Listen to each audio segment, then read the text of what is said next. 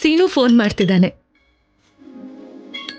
ನೋಡಿದ್ಯಾ, ಇಲ್ಲಿ ಅನ್ಕೊಳ್ತಿದ್ದ ಹಾಗೆ ಮಾವ ಆಲ್ರೆಡಿ ಫೋನ್ ಮಾಡ್ದ. ಮಾತಾಡು. ಹಲೋ ಸೀನು. ಆದ್ಯಾ, ಎಲ್ಲಿದ್ಯಾ? ನಿನಗೋಸ್ಕರ ಮನೆ ಎಲ್ಲ ಹುಡುಕ್ತಿದ್ದೆ. ನಾನು ರಾಜಲಕ್ಷ್ಮಿ ಶಾಪಿಂಗ್ ಡೇಟ್ ಬಂದಿದ್ದೀವಿ ಸೀನು. ಓಹೋ, ಶಾಪಿಂಗ್ ಹೋಗಿದ್ದೀರಾ? ಓಕೆ. ನೀನೆಲ್ಲಿದ್ಯಾ?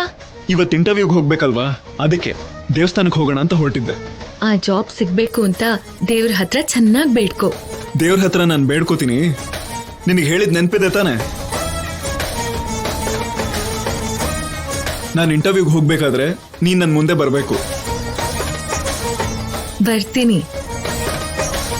ಹೆಣ್ಮಕ್ಳು ಶಾಪಿಂಗ್ ಹೋಗಿದ್ದಾರೆ ಅಂದ್ರೆ ಶಾಪ್ ಕ್ಲೋಸ್ ಆಗೋವರೆಗೂ ಬರಲ್ಲ ಅಂತ ಹೇಳ್ತಾರಲ್ಲ. ನೀನ್ ನನ್ ವಿಷಯನ ಎಲ್ಲಿ ಮರ್ತ ಹೋಗ್ತೀಯೋ ಅಂತ ನನಗ್ ಭಯ.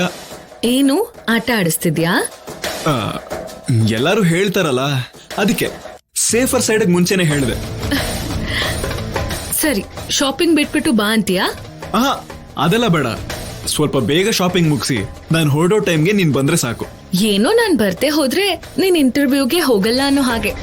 ನನ್ನ ಅದೃಷ್ಟನೇ ಎದುರುಗಡೆ ಬರ್ಲಿಲ್ಲ ಅಂದ್ರೆ ಹೇಗ್ ಹೋಗ್ಲಿ? ಈ ತರ ಮಾತೆಲ್ಲ ಮದ್ವೆಗ್ ಮುಂಚೆನೆ ಅಂತ ತುಂಬಾ ಜನ ಹೇಳ್ತಿರ್ತಾರೆ. ಮತ್ತೆ ನಿನ್ ವಿಷಯದಲ್ಲಿ ನಾನು ಹಾಗೆ ಅನ್ಕೊಳ್ಳ? ಛೇ, ನಾನು ಯಾವಾಗ್ಲೂ ಒಂದೇ ತರ ಇರ್ತೀನಿ. ಮತ್ತೆ ಶಾಪಿಂಗ್ ವಿಷಯದಲ್ಲಿ ನನ್ನ ನೀನ್ ನಂಬದೇ ಇದ್ದಾಗ ನಿನ್ನ ನಾನ್ ಹೇಗ್ ನಂಬ್ಲಿ? ಓ, ಹಾಗ್ ಬರ್ತಿದ್ಯಾ? ನಂಬೇಕು ಮೇಡಮ್. ಮತ್ತೆ ನೀನು ನನ್ನ ನಂಬೇಕಲ್ವಾ? ನನ್ ನಂಬಿಕೆನೆ ನೀವು ಮೇಡಮ್. ಹಾ, ಈಗ ಡೈಲಾಗ್ಗಳನ್ನ ಹೇಳೋದಲ್ಲ. ಹೇ, ಡೈಲಾಗ್ ಅಲ್ಲ, ನಿಜ. ಹೇಗ್ ನಂಬೋದು? ಸರಿ, ಏನ್ ಮಾಡಿದ್ರೆ ನಂಬ್ತೀಯ? ಅನುಮಾನ ಪಟ್ಟಿದ್ದು ನೀನೇ ಆಗಿರೋದ್ರಿಂದ ಈಗ ಏನ್ ಮಾಡಿ ನಂಬಿಕೆ ಬರೆಸಬಹುದು ಅಂತ ನೀನೇ ಯೋಚನೆ ಮಾಡು. ಓಕೆ? ಏನ್ ಮಾವ, ನಮ್ಗೆ ಶಾಪಿಂಗ್ ಮಾಡೋದಕ್ ಬಿಡ್ತೀಯೋ ಅಥವಾ ಹೀಗೆ ಮಾತಾಡ್ತಾನೆ ಇರ್ತೀರೋ? ಬೇಡ, ಬೇಗ ನಿಮ್ ಶಾಪಿಂಗ್ ಮುಗಿಸ್ಕೊಂಡೇ ಬನ್ನಿ. ರಾಜಿ, 1 ನಿಮಿಷ ಫೋನ್ ಕೊಡು. ಮಾತಾಡಿದ್ ಸಾಕಾಗಿಲ್ವಾ? ಆಮೇಲೆ ಮಾತಾಡ್ಬೋದು ಬಿಡು. ರಾಜಿ ಪ್ಲೀಸ್ ಒಂದ್ಸಲ. ಸರಿ, ಸ್ಪೀಕರ್ ಆನ್ ಮಾಡ್ತೀನಿ, ಮಾತಾಡು. ನೀನೇನ್ ಹೇಳ್ದೆ ಪದ್ಮ? ಮುಖ ಬಾಡ್ ಹೋಗಿದೆ, ಬ್ಯೂಟಿ ಪಾರ್ಲರ್ ಹೋಗ್ಬಿಟ್ಟು ಬನ್ನಿ ಅಂತ ಹೇಳ್ದೆ ಅತ್ಗೆ. ಸೀನು ಹೊರಡುವಾಗ ನಾನು ಇರ್ಬೇಕು ದೊಡ್ಡಮ್ಮ. ಅವನ್ ಹೋಗೋದು 12 ಗಂಟೆಗಮ್ಮ. ಅಷ್ಟೊತ್ತಿಗೆ ನೀನ್ ಹೋಗ್ಬಿಟ್ ಬಾ ಅಂದ್ರೆ ನನ್ ಮಾತೇ ಕೇಳ್ತಿಲ್ಲ ಅತ್ಗೆ. ನಾವೆಷ್ಟೇ ರೆಡಿ ಮಾಡಿದ್ರು ಬ್ಯೂಟಿ ಪಾರ್ಲರ್ ಅಲ್ಲಿ ಮಾಡೋಸ್ಟ್ ಆಗಲ್ವಲ್ಲ ಅಕ್ಕ? ಅದೇ ಮತ್ತೆ. ಇವ್ರು ಹೇಳ್ತಿರೋದು ಸರಿನೇ ಅಲ್ವಮ್ಮ? ಬೇಗ ಹೋಗಿ ಬೇಗ ಬಂದ್ಬಿಡಿ. ಮಧ್ಯಾಹ್ನದ ಮೇಲೆ ಕೆಲಸ ಇರುತ್ತಲ್ವಾ, ಅಷ್ಟೊತ್ತಿಗೆ ನೀವು ಬಂದ್ಬಿಡ್ತೀರಿ. ನಿಮ್ಮ ಅತ್ತೆ ಹೇಳ್ದಾಗೆ ಹೋಗ್ಬಿಟ್ ಬನ್ನಿ. ಇನ್ನು ಏನ್ ಯೋಚನೆ ಮಾಡ್ತಿದ್ಯಾ? ಹೊರಡಿ ಇಬ್ರು. ಜೊತೆಗೆ ರಾಜಿನೂ ಕರ್ಕೊಂಡು ಹೋಗು.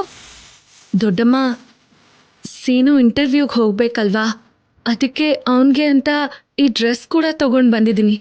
ಈ ಡ್ರೆಸ್ ಹಾಕೊಂಡು ರೆಡಿ ಆಗು ಅಂತ ಹೇಳಿ, ಅಷ್ಟರೊಳಗೆ ನಾನು ಹೋಗಿ ಬಂದ್ಬಿಡ್ತೀನಿ.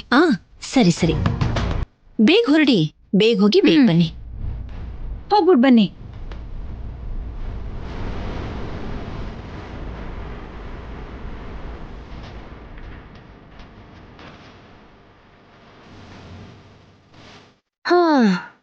ಅದೃಷ್ಟ ಆದ್ಯ ಕಡೆ ಹೋಯ್ತು ಅನ್ಕೊಂಡ್ವಿ, ಆದ್ರೆ ನಮ್ ಕಡೆನೆ ಬಂತಲ್ಲ. ಏನತ್ಗೆ? ಈಗ ಅವಳು ತಯಾರಾಗಿ ಬರೋ ಹೊತ್ತಿಗೆ ಅವನಿರಲ್ಲ. 1 ಗಂಟೆ ಮುಂಚೆನೆ ಹೋಗ್ಬೇಕು ಅನ್ನೋದು ಅವಳು ಗೊತ್ತಿಲ್ದೇ ಇರೋದ್ರಿಂದ ಟೈಮಿಗೆ ಸರಿಯಾಗಿ ಹೇಗೋ ಅವಳು ಬರಲ್ಲ. ಅವಳು ಬರೋ ಹೊತ್ತಿಗೆ ಅವಳನ್ನ ಬಯಸೋ ಅಂತ ಏರ್ಪಾಟ್ಗಳನ್ನೆಲ್ಲ ಮಾಡ್ಬಿಡ್ತೀನಿ.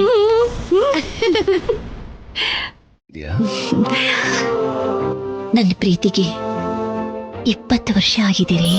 ವಯಸ್ಸು ಮನ್ಸಿಗಾಗಲ್ಲ. ಆ ಮನಸ್ಸಿನಲ್ಲಿ ಮಕ್ಳಿಗೆ ಸ್ಥಾನ ಕೊಟ್ಮೇಲೆ ಆ ಮನಸ್ಸು ಈಗಿರಲ್ಲ ಅಲ್ವಾ?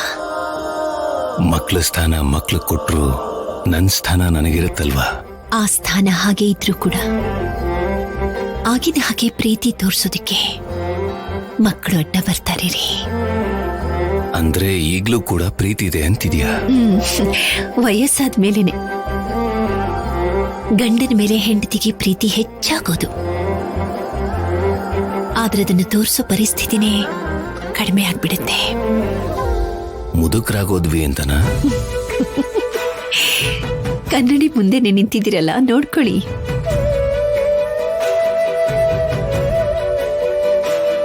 ಕನ್ನಡಿ ಯಾವಾಗ್ಲೂ ಸುಳ್ಳೆ ಹೇಳೋದು ಜಾನಕಿ. ಸುಳ್ಳನ್ನ ನಂಬಬಾರ್ದು ಅಂತ ನೀವೇ ತಾನೇ ಹೇಳ್ತೀರಿ. ನಂಬೋ ಹಾಗೆ ಮೋಸ ಮಾಡಿದ್ರೆ ನಮ್ದೇ ಇರೋದು ಹೇಗೆ? ಹೌದು ಜಾನಕಿ, ಮನುಷ್ಯ ಯಾವ ವಯಸ್ಸಲ್ಲಿದ್ರು ಕನ್ನಡಿ ಮಾತ್ರ ಅಂದವಾಗಿ ಇದೀವಿ ಅಂತ ಮೋಸ ಮಾಡ್ತಿರುತ್ತೆ. ಕನ್ನಡಿಗಿಂತ ಹೆಚ್ಚು ಮೋಸ ಮಾಡೋರು ಪ್ರಪಂಚದಲ್ಲಿ ಇನ್ಯಾರೂ ಇಲ್ಲ. ಸರಿ, ಮಾತಾಡ್ತಾ ಶಾಪ್ಗೆ ಹೋಗೋದನ್ನ ಮರಿಬೇಡಿ.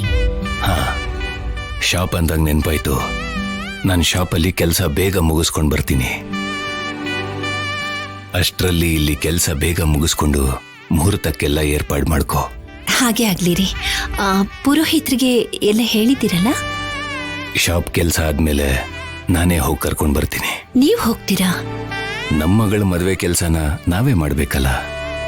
ಆ ದಿನ ಕರ್ಕೊಂಡ್ ಬಂದಾಗ ನೀವೇನ್ ಅನ್ಕೊಳ್ತೀರೋ ಏನು ಅಂತ ತುಂಬಾ ಭಯ ಪಟ್ಟಿದ್ದೆ. ಇಲ್ಲಿ ನೋಡು ಜಾನಕಿ, ನನಗೆ ಆದ್ಯ ರಾಜಲಕ್ಷ್ಮಿ ಬೇರೆ ಬೇರೆಯಾಗಿ ಕಾಣಿಸೋದಿಲ್ಲ.